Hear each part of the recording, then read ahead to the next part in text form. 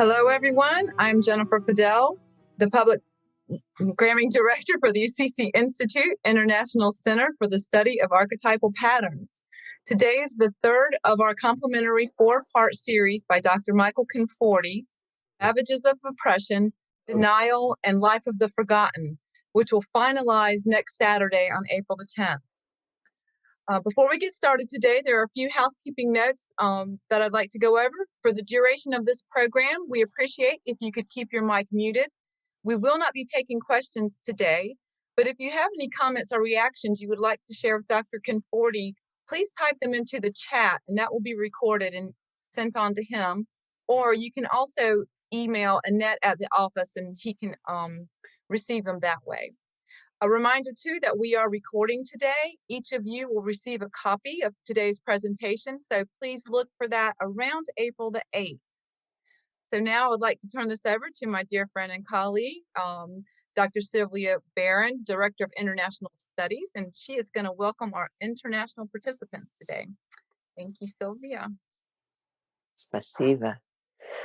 I miei dorogi colleghi, dobro pожаловать. Shalom, and shalom to Mark from Israel. Benvenuti tutti quanti, colleghi in Italia e dappertutto, y a todos los amigos y participantes en el programa de intérprete de patrones arquetipales en Latinoamérica y donde estén, una gran bienvenida. Herzlichen Willkommen. And in every other language, welcome, welcome, welcome. I want to talk to you for a moment as a member of the board of directors of the foundation, the Assisi Foundation, which is funding this series. And when Michael proposed a long time ago to talk about Elie Wiesel and the accident and the ravages of oppression, and when he was ready, the foundation knew that this was a program that needed to be funded internationally, because what Dr. Conforti's work and the work of the Assisi Institute is to capture the living experience of archetypal universal patterns that transcend culture, that transcend language, that transcend time.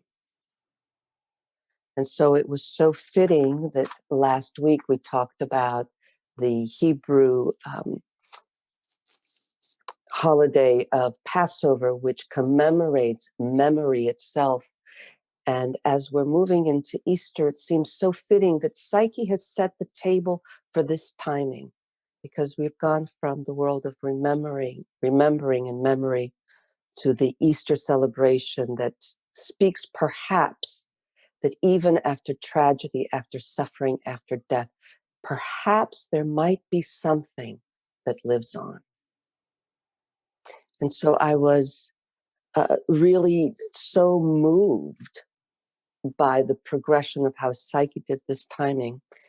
And then, let me say this now as a transition to Director of International Studies, I was transfixed by what appeared on our Facebook page from one of our Russian colleagues and students of the Russian Archetypal Pattern Analyst Program, Irina Romanovich. And what I'd like to do is I'm going to, in the chat bar, I'm going to put, before I tell you why, I'm going to put poem. Let's see if, I may not be able to do it right now, sorry, but I will. The poem that Irina wrote. She captured in Russian and then translated in English exactly what Dr. Conforti was talking about last week.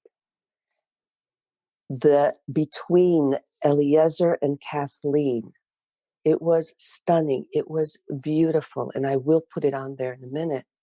And this is what I understood from that. How is it that a Romanian Jew who is taken, who is brutalized into Germany, learns French, learns English, writes in multiple languages to describe this experience that touches an Italian,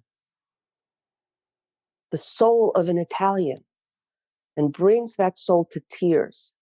And that movement transformed, not just from the tears, but into a work that is presented internationally. There is something transcendent at work here.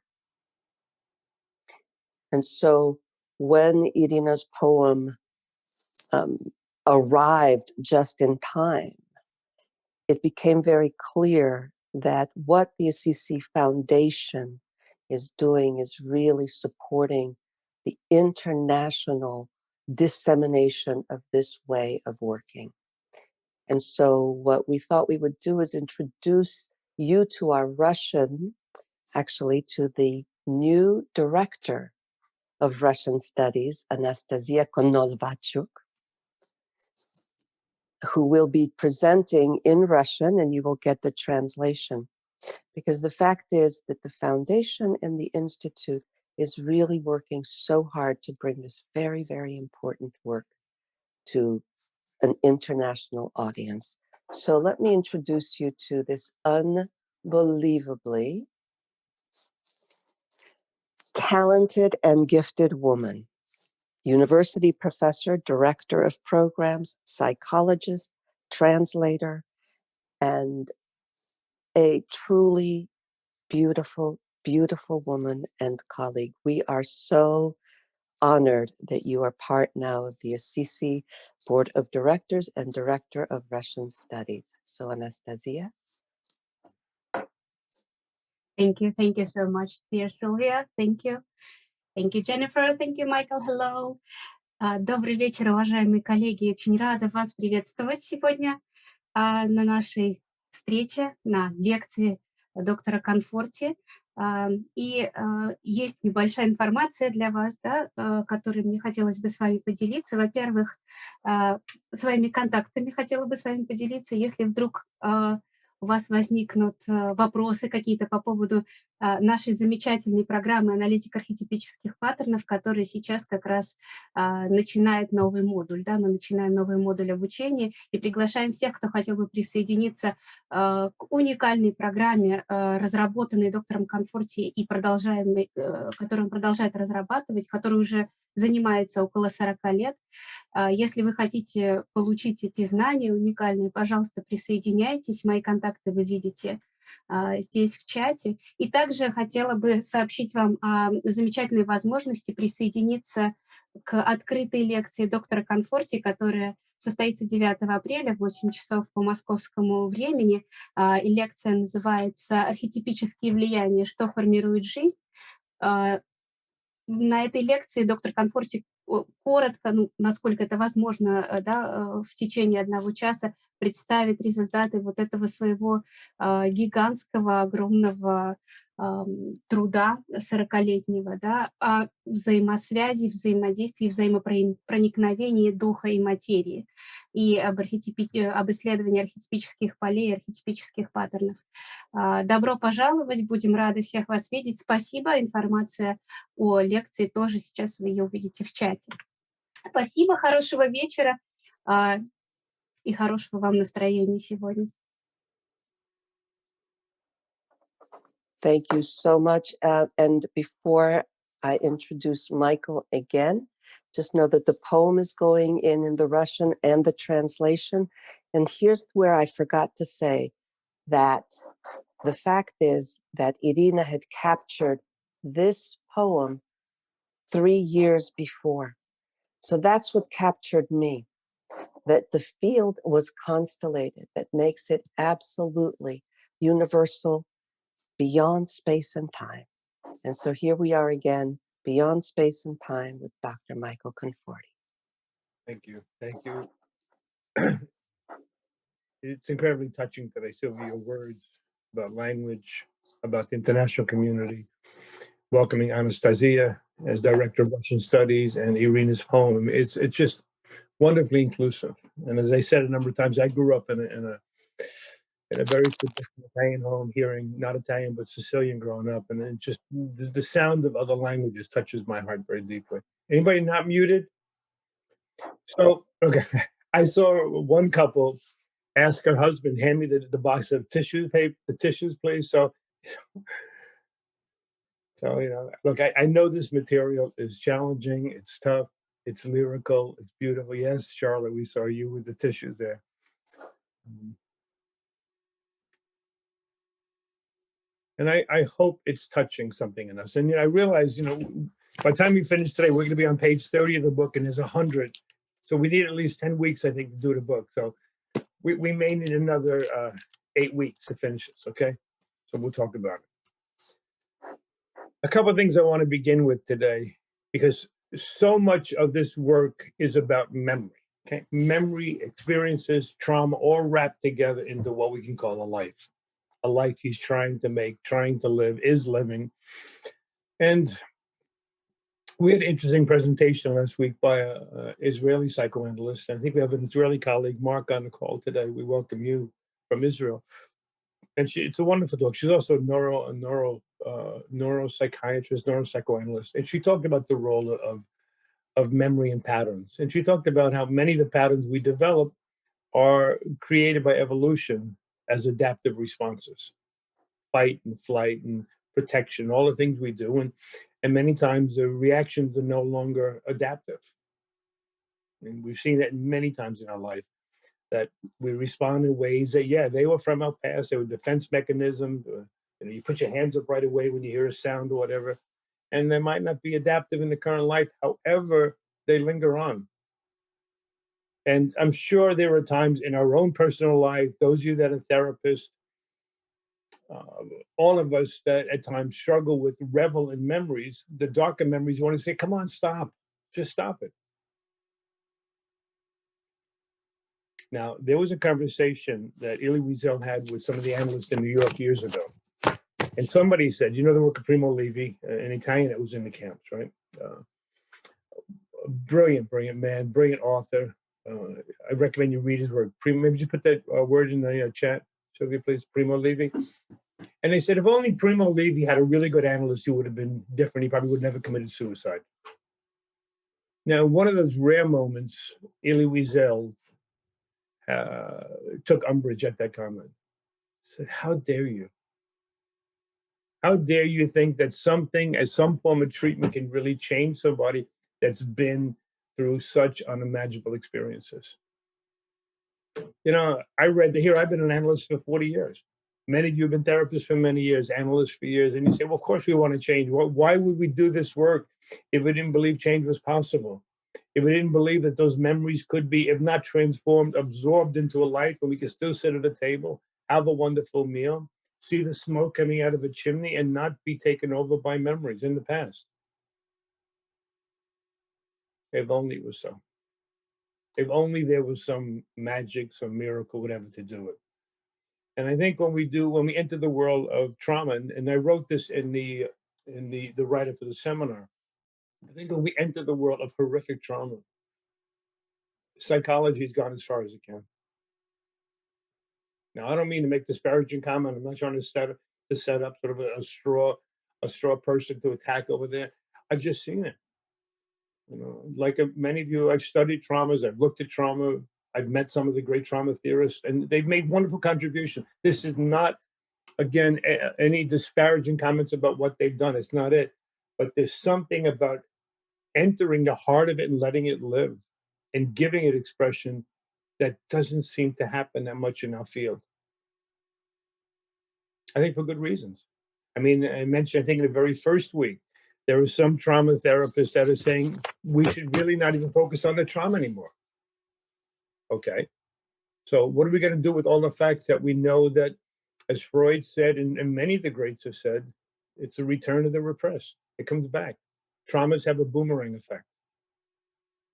How often that we're in a situation, whatever the trauma may have been in your life, whether physical abuse, other forms of physical abuse, terrors in cars, terrors in homes, domestic violence, whatever it may have been. Veterans, I mean, my God, my heart goes out to veterans that have seen battle. There's something about it that will never be integrated. And I want to share a comment made by one of the great young, in my opinion, one of the really great Jungians. senior analyst, Ann Yulinov from New York. She's originally, I think, Ukrainian or Russian. I don't remember. But she's, I think it's maybe Russian blood. And we talked one time about the work of how do you deal with unimaginable experiences. And she gave a lecture in Italy on this topic, and it was just, as per her tradition, it was absolutely brilliant. And she said, you know, we as therapists, we as people, maybe even more so as Americans, we live with a lot of illusions that everything can be integrated.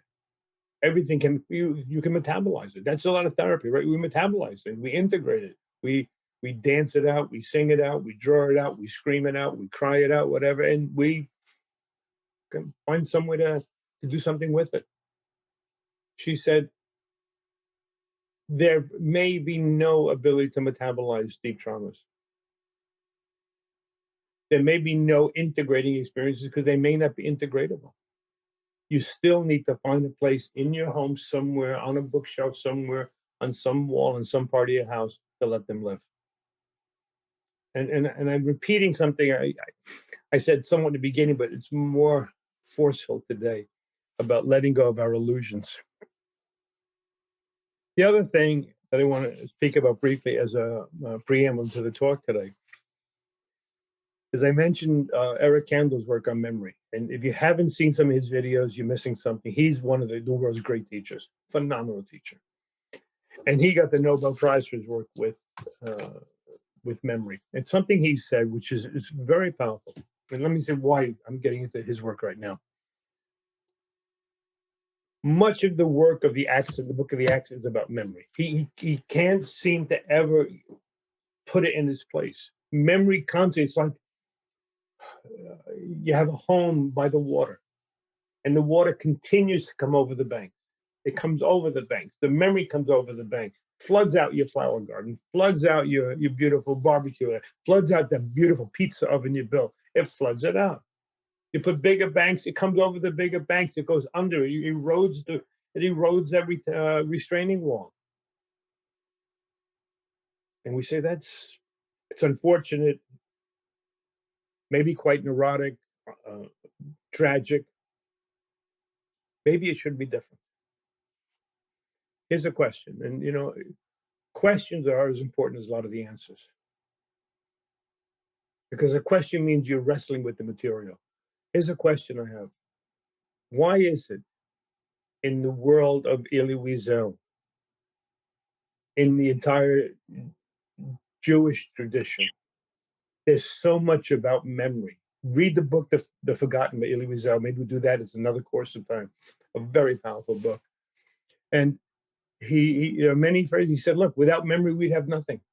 Memory is what connects us to our religion. Memory is what connects us to our soul. Memory is what connects us to our ancestors. Could it have been a premonition? Many times, a lot of what our religious truths are about and things we focus on in life, which at times may be seemingly obsessive, or maybe they are obsessive, they may be an intimation of something coming. So if we ask a big question, what is it about memory that could have some other effect on the psyche and the body that we haven't been aware of? And we see evidence of the fact that it lingers in all of us. I mean, I'm sure we all have memories that come back to us and haunt us at times. I certainly do. I know many of us do. Very briefly, just one short piece, and we get into the work for today. I mean, this is the work for today, but getting into the text. Eric Kandel said he wanted to understand the role of memory, and he went to one of the simplest animals, which was a snail. And he found that long-term memory creates lasting effects in the brain. Long-term memory creates synaptic connections. So there's something formative in the holding of memories in the psyche and in the brain. It's literally creating more and more and greater connection. And they said these lasting connections, these lasting synaptic connections in the snail created greater adaptation. You know, is this part why we are so terrorized by loss of memory with Alzheimer's and different forms of dementia? Because not only is it a deterioration of the brain and all of the chemistry and the mechanisms that go on in the brain, but something else may be lost. And I wonder, is there another teleological reason why there is this powerful holding on to memory, not conscious, but this powerful surging of memories into the current life, like the tides coming over the banks? So just keep that in mind as we look at it, because again, you know, in therapy and as therapists and people interested in psychology, we tend to look at cause and effect, and we tend to look at all the problems. You're plagued. Now, clearly it's a problem, but there may be something else behind this. And let's try to get into it today. Let me begin by reading the Nobel speech that Elie Wiesel gave. Okay? And he writes the following, because it really gives us even more of a perspective on who he was in his life. It is with a profound sense of humility that I accept the honor you have chosen to bestow upon me. I know your choice transcends me. This both frightens and pleases me. It frightens me because I wonder, do I have the right to represent the multitudes who have perished? Do I have the right to accept this great honor on their behalf? I do not.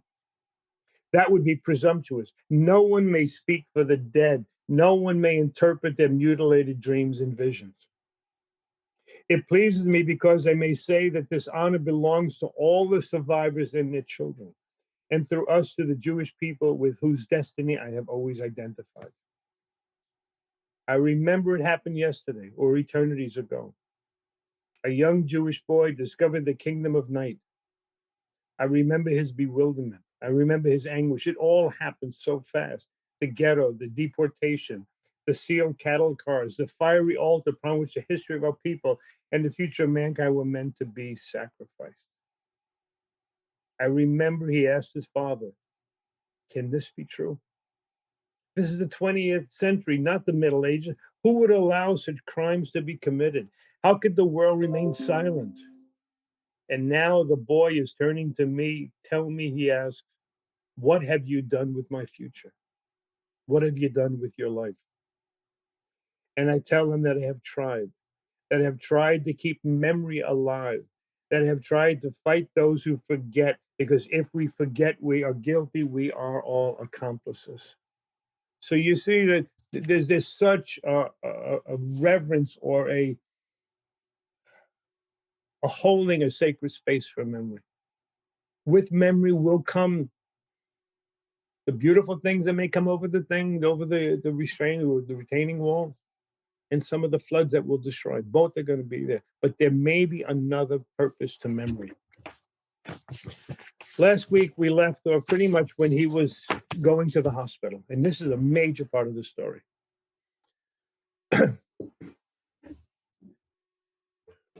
And it's interesting, he begins there and then he shifts the tone in the story.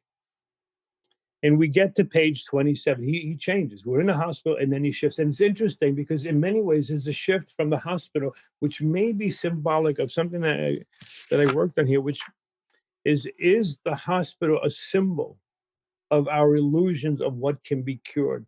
A cold, a flu, pneumonia, hope to God, COVID. We're gonna clear it. We get the right penicillin, give you 2-3 shots a day, 7 shots a day, transfusion, blankets, heated blankets, do everything, operate, and we can hopefully we'll repair it, but we don't know. And see, what was good about the Dr. Russell in the story was he didn't know if he could help this man. He prayed, he loved, he had love in his heart, but he didn't know. And I think that's a healing attitude. And I know it's not right for us as therapists. We don't want to think about that. Of course, it can help people. We wouldn't spend all this money on our training and our own analysis, our own supervision, if we didn't believe we could help people. Remember what Jesus said on the cross? I mean, great timing, right, for Easter. The moment of transformation, as Ann Ulinoff taught us when we were all little Jungian students, green behind the ears, right? She said, what was the greatest moment of transformation in the crucifixion drama? And she said it was when Jesus screamed out, "Why hast thou forsaken me?" And she said at that moment he had nothing to believe in. At that point, he was on a mission. He was doing God's work, and he was going to redeem mankind. He was doing it, to help with all the sins of humanity. At that moment, he said, "What am I doing?" And she said, that made him human. That was a moment of transformation when we don't know why we're doing it. When you go, as I mentioned last week, in particular, when I opened, whether the dark night of the soul or the Negredo, you don't know. This is a great Jungian journey we're on. We have to go through the dark night. When you're in it and it's real, it may not feel like a dark night. It may just feel like a night that's incredibly dark. And you don't know if morning's going to come. And remember, I said in also one of the first lectures that many of the Holocaust stories tell a similar tale, which is what got many people through the experience was the belief that there's going to be a sunrise in the morning. The hope for something.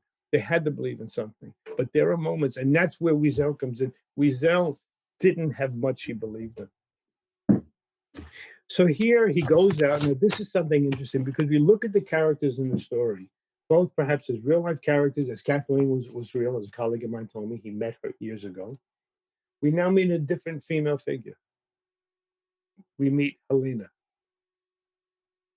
Now, let me read. We're on page 27. If you have the book and you're following along, we're on page 27 right now. I'll give you a second to find it.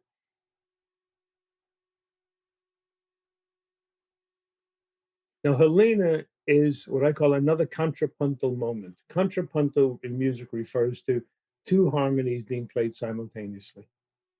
Imagine two voices singing different pieces, and hopefully there's going to be a convergence.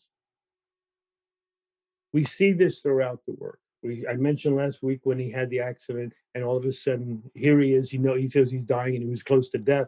He suddenly remembers Dylan Thomas's poem, "Don't go lightly," whatever the exact words are, "Don't go willingly into the dark night." There was hope, death, and hope. Here we have a very powerful presentation. Whether he did it as a literary piece or not, I don't know. Many artists they have this incredible artistic intuition or archetypal intuition of how things go together. So we have Kathleen. I think Kathleen is, from Sylvia, what you said about Irina's wonderful poem, we get a sense of Irina, of Kathleen as a symbol now. Kathleen is a symbol of one that sees the light, sees the love, wants it to be different. Come into my arms and just fall asleep and know you're loved, and it's all going to be better in the morning. This ain't Helena. Now we're going to get a very different figure here. Now listen how he writes about her on page 27. He says, thin, narrow face, pale, with the eternally frightened look of a woman fighting with her past. I'll read it again. Think of it as an anima figure, okay? What he's meeting here. Thin, narrow face, pale, with the eternally frightened look of a woman fighting with her past. And they meet. Now, look at the dialogue between them and what she says. Now, he tells her something. He says, Helena laughed. She didn't really know how to laugh. When she laughed, she could break your heart. Her laughter was as haunting as a dead soul. And she says to Elijah, our main character, I read your articles. They're written by a man who has come to the end of his life, to the end of hope. Interesting. You know what Helena means in Hebrew? You know, Sylvia, what it means? It means torch, beautiful, bright, and shining. Incredible. Maybe Hebrew colleagues will want to comment on it a little bit later. But again, Helena, this character, her name in Hebrew means, and the significance of it is torch, beautiful, bright, and shining. And Wiesel, as a literary genius and a biblical scholar and a Talmudic scholar, there's nothing arbitrary about his calling of names. In many ways, Helena here is something beautiful and bright. Why? Why is she bright and beautiful? Listen to her words again. So with that understanding of the sort of the root of who this woman's about and why in the Jewish tradition she would symbolize something beautiful and bright, when she makes these kind of comments, listen again. No, he writes, Helena laughed. She really didn't know how to laugh. When she laughed, she could break your heart. Her laughter was as haunting as a dead soul. And Helena says to him, I read your articles. They're written by a man who has come to the end of his life, to the end of his hope, to the end of hope. And then in response, Elijah says to her, he says, that writing, that's a sign of youth. This is page 27, 28 now. This is a sign of youth, I answered. The young today don't believe that someday they'll be old. They're convinced they'll die young. Old men are real youngsters of our generation. They at least can brag about having had what we do not have, a slice of life called youth. The youth was stolen, the hope was stolen from these people, what they went through.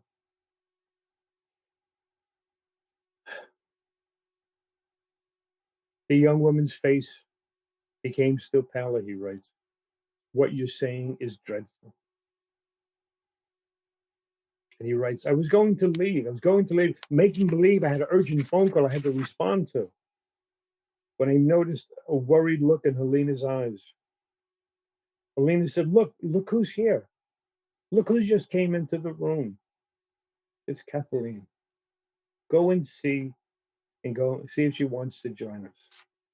This is a powerful moment because here we have an archetypal image of that which is shining, bright, and beautiful, and a torch is the one who tells the truth. She's not making up any false narratives about his life. She's not the one that said, look, let me offer you peace by just coming and falling asleep in my arms. She said, this is dreadful stuff. I remember writing a piece when I began the course on trauma, and actually I needed some help, so I wrote to a colleague. I said, what do you think about it? She said, it's terrible, Michael. It's terrible writing. You better redo this. I don't know where you are, but you're not present in writing. She said the truth to me, and it was a gift. I was suddenly freed of whatever was holding me in restraints. I was able to write it out in a much better way. But it's a truth maker, which brings a torch.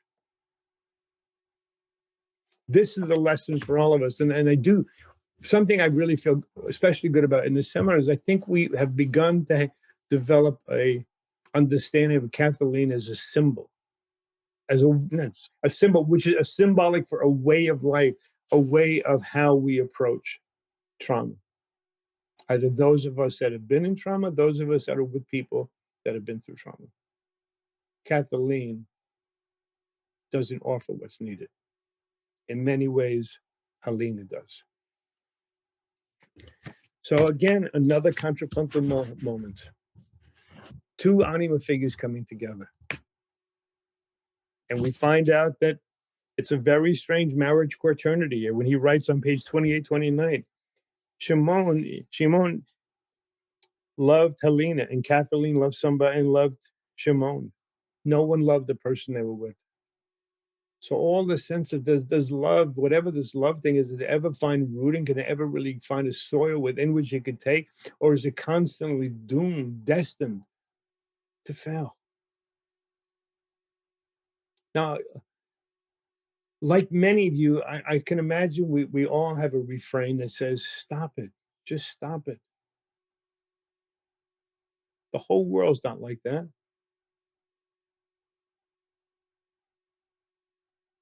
I don't think that helps anybody to hear it. That's Kathleen. As opposed to Helena now, and Helena, you could say, is the voice of Psyche, the voice of the feminine that says, that world is a dreadful world. It's a terrifying world. It feels like you're still in the cemetery. It feels like you're still with the ones that are dead. It feels like the death of hope. No one wants to say it. And the more you work with unconscious material, you find that there are many times we're compelled, we're mandated to say difficult things. I have a number of valued colleagues, and one in particular, she may be on the call, Risa Kaufman, a brilliant, brilliant woman. And she's one of the few people I've ever met that would say, that's a dreadful situation. Total absence of cheerleading, to allow the world that Wiesel speaks about to exist, to not try to change it. It's a gift. So next, we find something interesting happens. Wiesel finds this woman quite beautiful. And she says, wait for me, just wait for me. And they go out, they take a walk, and they go out together. They walk for 2 hours in the cold, and they stop. And he looks over the water. Page 33 in your book, if you're following, okay? Page 33. So here he is with this beautiful woman that clearly wants to be with him. And this is before she says, come to my apartment. So he's looking out over the water, and he says, I was still thinking about death and didn't want her, Kathleen, to talk to me. He continues writing. And this is part of the beauty of his writing. Tormented and beautiful and lyrical. I was still thinking about death and didn't want her to talk to me. It is only in silence, leaning over a river in winter, that one can really think about death. One day I asked my grandmother, how can one keep from being cold in the grave in winter? Grandmother, he who doesn't forget God isn't cold in the grave. My grandmother was a simple, pious woman who saw God everywhere, even in evil, even in punishment, even in injustice. No event would ever find her short of prayers. So I ask again, Grandma, what keeps him warm in the grave? And she responds, a thin voice had become like a whisper. Ma chiuso un segreto, il Dio. It's a secret. It's God himself. Does that mean that God is in the grave with the men? That they're buried with God? Yes, it is he who keeps them warm. Page 33. I remember that a strange sadness, continuing with this discussion in this reverie with his grandmother. He writes, page 32 now. I remember that a strange sadness came upon me. I felt pity for God. What a bizarre thought, pity for God. I thought he is more unhappy than man, because man dies only once. And who's buried in only one grave, one man. Grandma, tell me, does God die too? No, God is immortal. And he goes on, page 32, 33. Her answer came as a blow. I felt like crying. God was buried alive. I would have preferred to reverse the roles, to think that God is mortal and it has one death, to think that when man acts as if he were dying, it is God who is covered in earth. Oh my God, so I had to ask her this, why when I'm doing this work, what is God for Wiesel? What is this thing that we call God, that, whether you're Abraham, whether you're Moses, whether it's Anastasia, whether it's Corey, whether Dorosita, whether whomever it's going to be, who is this thing that we talk about as God? There was a thing on YouTube that was taken down for some odd reason with von Franz being interviewed. And it was, what is God? I saw it before I took it down, obviously. And she said, God is what takes us to our knees. God is what brings us to our knees. Whether it's in sheer reverence for something so unimaginable, the brilliance of a sunset, the impending birth of a child, a love that you've never had before, or the heroin you can't wait to put in your arm that what's his name? Jimmy Buffett writes, to that next thing, the next blender full of margaritas. You can't wait. I can't wait to get up in the morning. Maybe I'll wait till 10 o'clock, 11. I'm going to start then. I'm going to have it all day long, my margaritas. He said, God is what brings us to our knees, either in beneficence or malevolence. And it's so important to ask, if it's our own life or patients, what is it we believe is God? And I've been threatening to write an article for years, threatening myself, challenging myself. An article I want to write, and the title is "If Only God Was Made of Teflon," and that's the title of the article. Only God made a Teflon, because we project everything onto this God figure. God is wonderful. God is great. And someday, hopefully, you hear Jennifer Adele's brilliant dissertation she did for the Institute on the Crusades, where the Crusades, if I could say your piece quickly, Jennifer, the Crusades are all about believing that your actions are sanctioned by God. We kill the Jews, kill the Italians, kill the Germans, because God wants us to. I mean, we project everything onto it. So when we hear that God dies, and you know that he wrestled with God his whole life, and the thing that I find somewhat unimaginable as a human being, how, as one who believed that the Jews were the chosen people, 16 million people were slaughtered in the camps. How do you still believe? It was shaken. His faith was shaken. If you haven't read the book, read it, The Trial of God, or God on Trial, where they put God on trial for the action.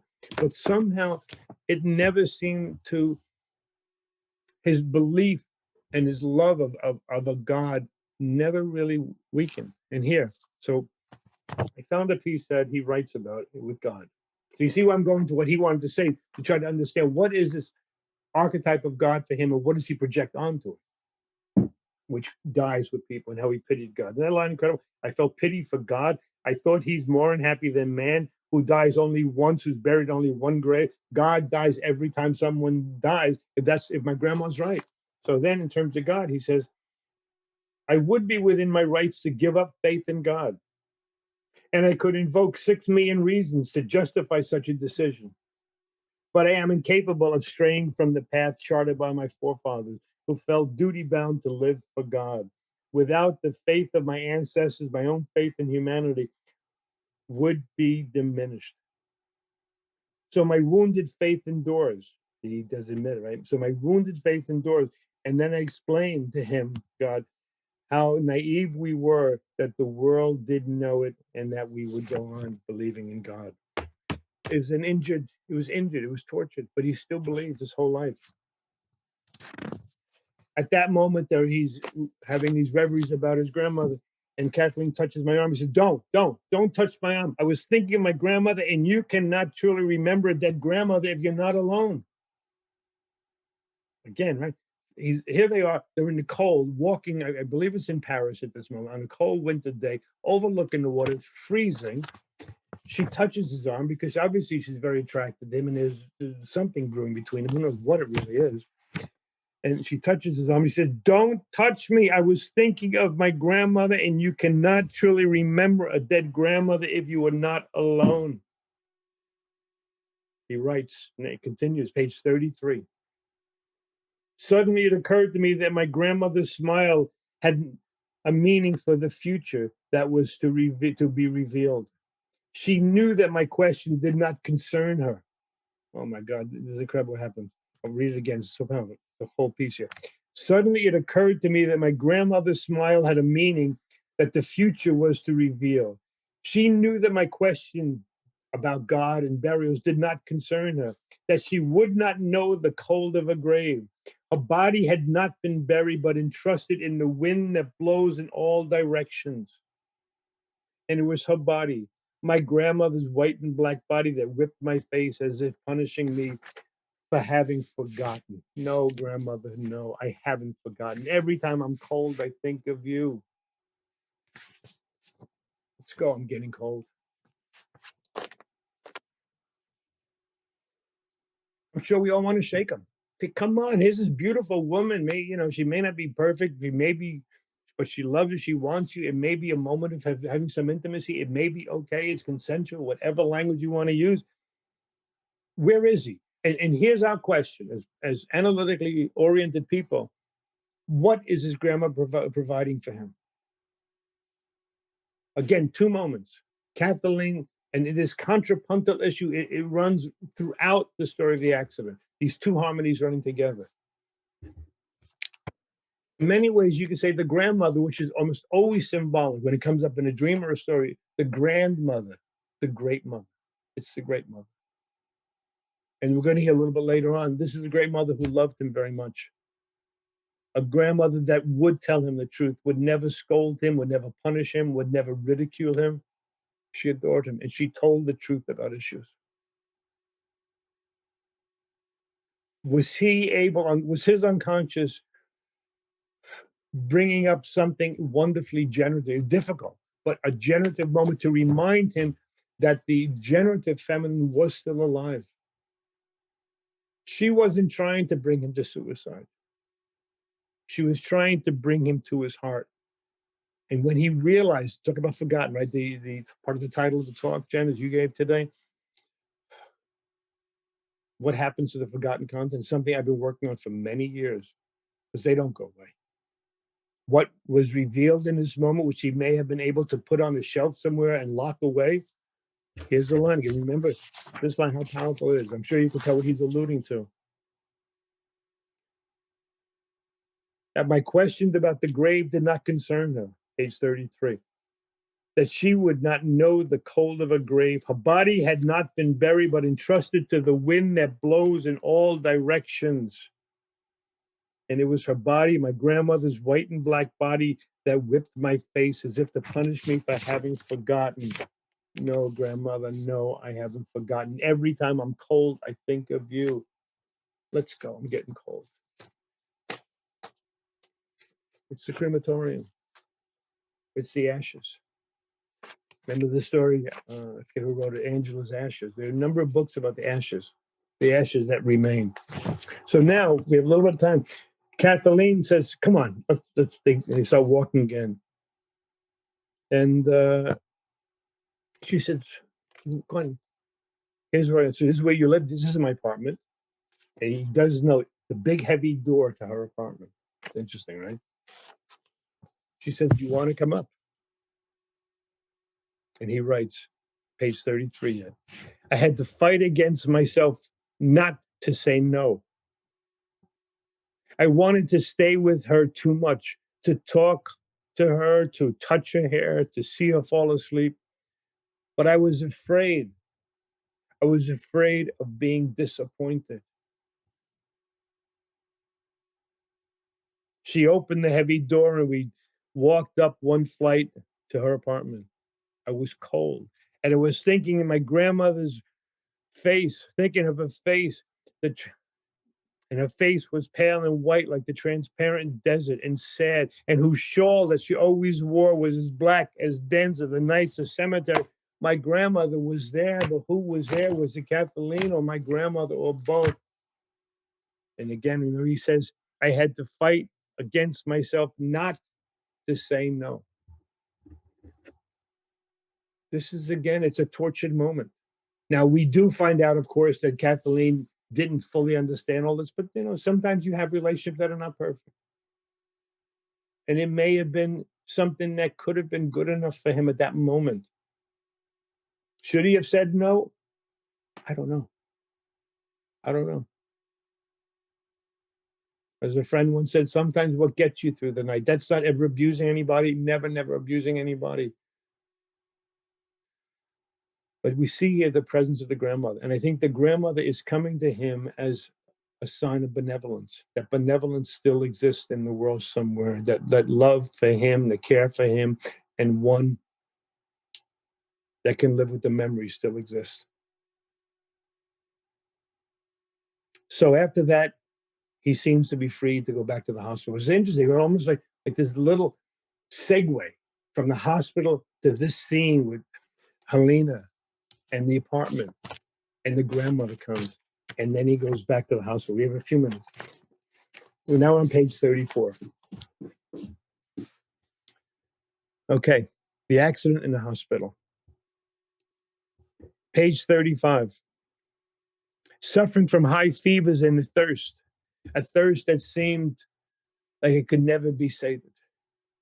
And his body was burning up. And the nurse said, no, but you cannot give your liquids. It's not good for you. You're going to have a terrible reaction to, excuse me, to ingesting liquids. No, you can't do it. And Dr. Russell re-enters the room hours later. Remember Dr. Russell, who believed in love, who also held on to the possibility he could not save this patient's life. And we're going to find later, I think it's on page 70, when he has the dream that he shares, that we're going to do that next week, the dream of Dr. Russell, with Dr. Russell. So he re-enters the room, and doctor says on page 35, Well, my friend, what have you got to say? Trying to be casual in front of me. I'm thirsty, doctor. The enemy refuses to retreat, he said. It's up to you to hold out. Who's he talking to? Is this a remnant? Is this a sort of an aspect of Kathleen to hold out? On one hand, it's healthy. Of course, hold on. Don't drown. Hold on to the raft, like in that scene in Titanic. Don't go down. Hold on to what you've got, man. Don't give in to the drugs, the alcohol, the despair. And of course, we all want to do that with people. And I'm not saying anything against that. I mean, hope to God we can help people hold on with them. You know, we'll hold on with one hand to them and hold on to the raft at the same time. You don't want to see anybody go down. This is more complicated because at some point he's got to understand that for him, healing and cure is not the issue. And listen what he says here. So again, the enemy refuses to retreat, he said, and Wiesel knows he's speaking about the fever. You got to hold out. It's up to you to hold out.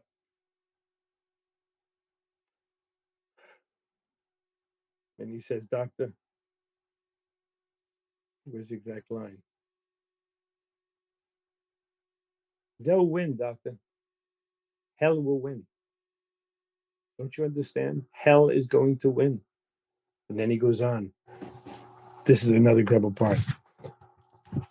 I thought grandmother would have understood. See, we're back to grandmother. I thought grandmother would have understood. It was hot.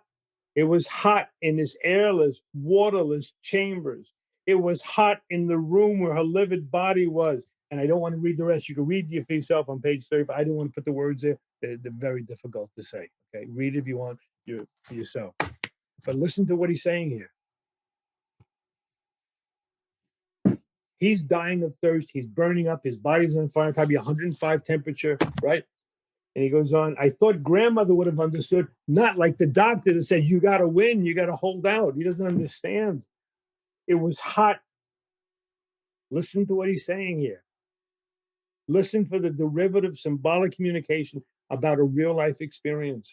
It's horrific. If you catch, we can catch it. It was hot in the airless, waterless chambers. It was hot in the room where her livid body was. And I'm stopping the telling of the story right there. What's he saying? At that moment when his body's burning up, what is he merged with? He's back. He's back in the crematorium with his mother, with his sister, with his grandmother. I was really taken by Ephraim Janot's presentation about patterns in memory. And, you know, in some ways, you know, it was brilliant about, you know, patterns and being entrenched in the brain and kindling patterns and all the things we learn about the neuroscience of it. There's something different here. There's something different about the inexorable dance between past and present here that goes beyond our definitions of pathology and health. There's something else that's trying to be kept alive. Is that a part of what Eric Kendall is getting at with his work? That something is created, some new connections are made, new creation, new connections are made, the more we can have long-term memory. And we look, clearly, I'm not glorifying this. I'm not idealizing any of this stuff. I'm trying with you to understand it. And I've been with this book for 15 years.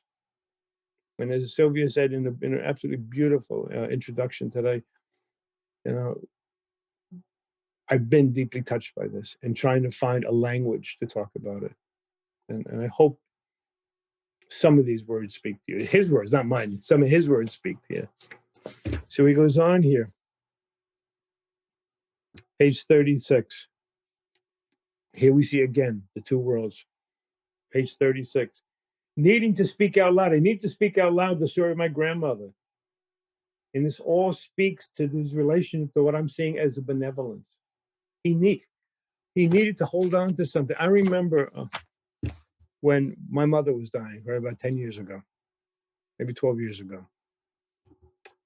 And, you know, under the influence of morphine, she began having these, she was, to all intents and purposes, she was gone. She was really somewhere, but she was gone to us. We couldn't talk to her and she couldn't understand anything. And she'd say, cousin Johnny, cousin Johnny, cousin Johnny died 30 years ago. And for some reason, we never really talked much about him. Johnny, I'm coming. Cousin Johnny, I'm coming. Mama, mama, I'm coming. There's something that psychology and science will never fully understand about these mysteries of why we need the benevolence in such difficult moments. If you can't hold on to something at those moments, we have absolutely nothing. And look, I'm not trying to speak out of both sides of my mouth. The despair, the dark night, at those moments, there's nothing. But you see, even with that, psyche comes in from like the other side, almost like an alien from another planet. Remember grandmother who loved you with all her heart. To my own mom, remember when she said, Mama, Mama, I'm coming, and she was dead within a day. What happened? Something profound. And this is where I think we all need to maintain both a tremendous sense of awe and reverence and wonder, as Rabbi Heschel speaks about it when he says, I prayed for wonder. I asked for wonder. I asked God for wonder, not for money, not for status, not for fame. I asked God for wonder. That's part of it here. So he goes on.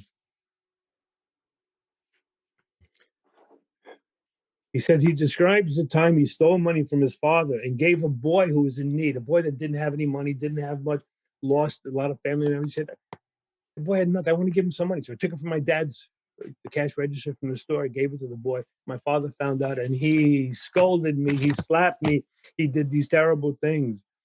And he writes on page 36 now. Okay. He writes, there's all the reverie coming when he's in the hospital room now. So he's back there, out of Kathleen's apartment, back. Watch again the contrapuntal piece.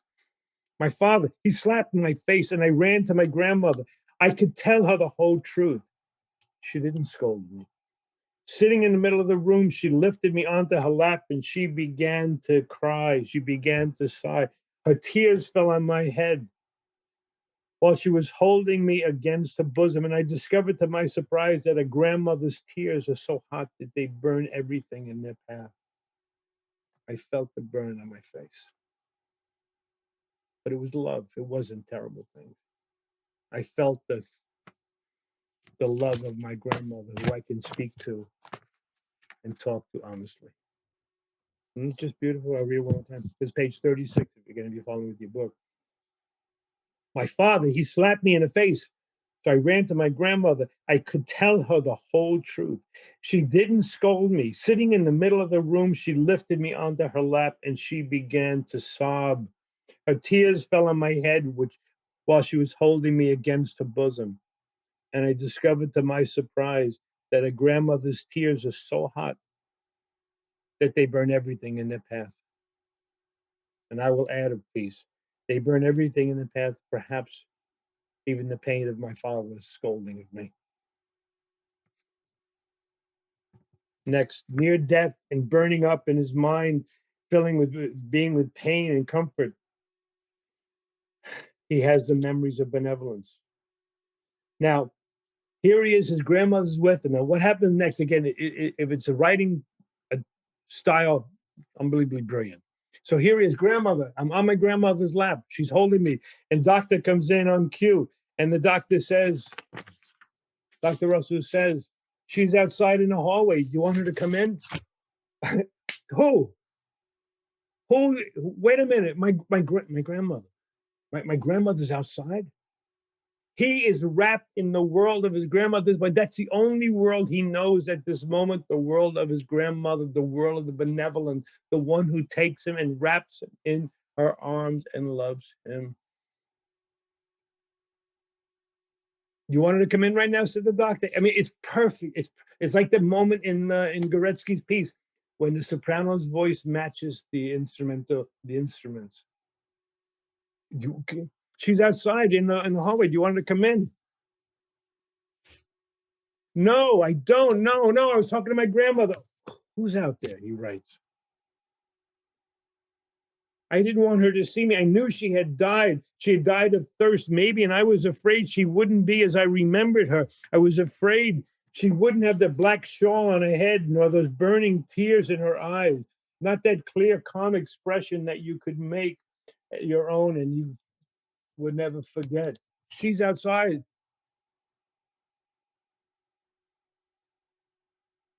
Could it be that Dr. Russell knew something at that moment? He doesn't know that he's in that world of reverie. He's talking about who's outside? Kathleen.